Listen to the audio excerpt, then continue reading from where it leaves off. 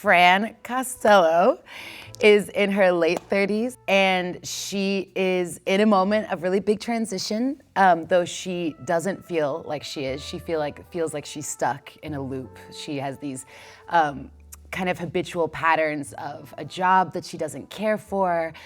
She struggles inside her relationship with her family, and whether she knows it or not, is beckoning some kind of radical changes in her life, some of which are very beautiful and some of which are very painful. Owen is a guy who several years ago had a big change in his life, and he decided to change everything about his life. He had an opportunity where he came into some money, and he decided to start his own business. So he bought a laundromat, and he built from there, and now he has 3, and he feels like he's really kind of figured things out. And I think he's just really enjoying himself.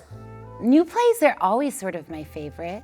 I think there's something really exciting about being in a room full of people for one of the first times that I've ever sat to talk about a project, and kind of excavating the words together without preconceptions of what the play might mean for us historically or socially. We have the opportunity to create something new for the performers as well as the audience. This play is an existential rom-com. It's a little bit of dramedy. It's a complicated, nuanced rom-com.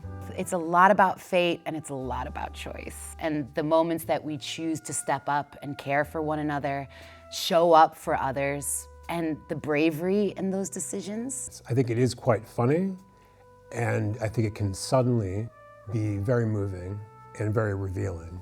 Especially the more that we've worked on it, the deeper it reveals itself to be, and the questions it's asking are actually pretty profound. John Patrick Stanley is unique in many ways. His dialogue is so very much his own. On the surface, it can seem very natural, but at the same time, there's a musicality to it, and there are interesting turns of phrase and repetitions. He very subtly does deal with larger issues because it's done through humor and through very vulnerable, emotional characters sparking off of each other.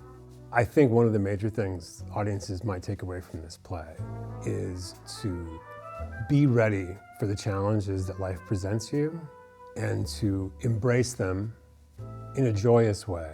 I think there is something that this play is asking us to do in terms of staying present in our lives and in the relationships that we have, to feel that kind of gratitude at the people who show up in our lives.